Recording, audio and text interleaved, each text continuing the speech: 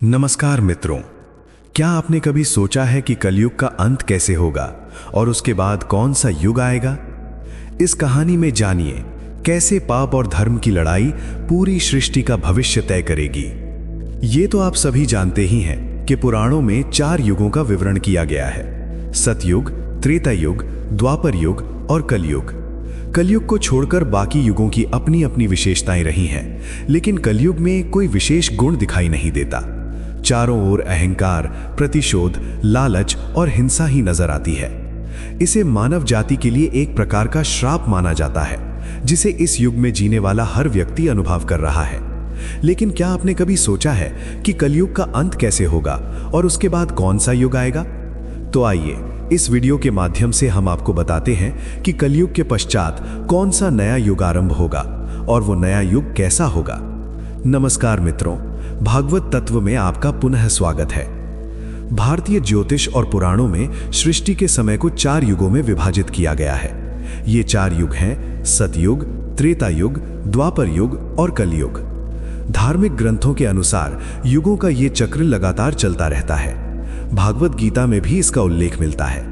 परिवर्तन ही सृष्टि का नियम है।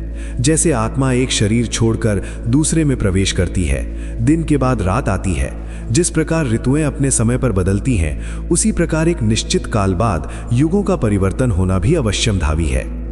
युगों के इस चक्र में वर्तमान में कलयुग चल रहा है। शास्त्रों के अनुसार कलयुग 4,32,000 वर्ष का है, जिसमें अभी 4,27,000 वर्ष शेष हैं। अर्थात कलयुग का अंत अभी काफी दूर है।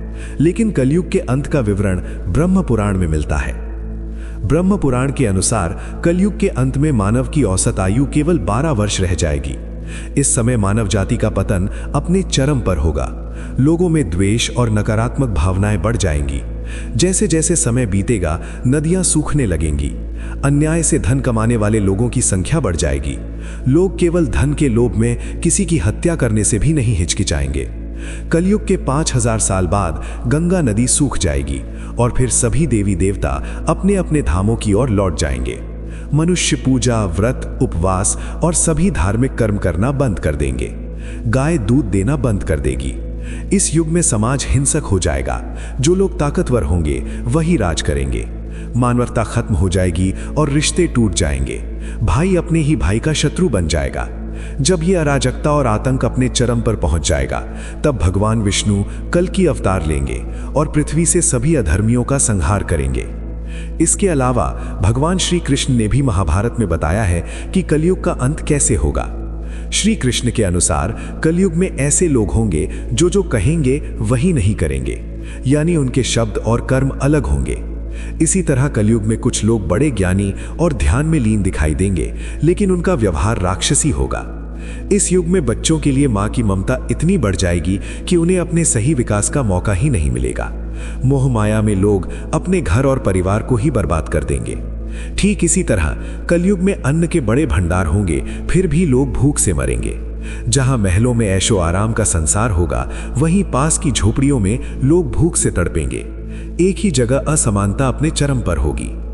भगवान कृष्ण कहते हैं, कलयुग में जब पाप चरम पर पहुंच जाएगा और पृथ्वी से धर्म का अस्तित्व समाप्त होने लगेगा, तब मैं कल की अवतार लेकर इस धरती को पापों से मुक्त करूंगा। इसके बाद जो नया युग आएगा वो सतयुग कहलाएगा, यानी सृष्टि का ये 22वां युग चक्र पूरा होगा और तीसरे चक्र में प्रवेश करते ही एक नया युग सतयुग आरंभ होगा। इस युग में मनुष्यों की आयु 4000 से 10,000 वर्ष तक होगी। पृथ्वी पर धर्म का पुनः राज होगा। लोग अब भौतिक सुख की बजाय मानसिक और आध्यात्मिक सुख पर ज्यादा ध्यान देंगे। मनुष्यों के बीच नफरत की कोई जगह नहीं रहेगी। चारों तरफ सिर्फ प्रेम और भाईचारा ही नजर आएगा। मानवता की पुनः स्थापना होगी और लोग परम ज्ञान की प्राप्ति करेंगे। लोग पूजा, व्रत, कर्म कांड आदि में विश्वास करने लगेंगे।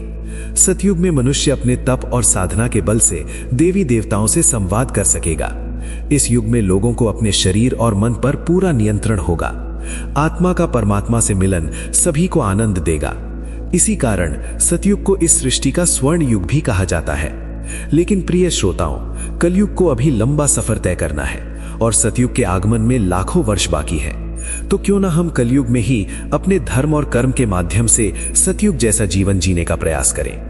ग्रंथों में भी लिखा है कि कलयुग में जो लोग धर्म और कर्म पर विश्वास करेंगे उन्हें वही सुख मिलेगा जैसे सतयुग में मिलता।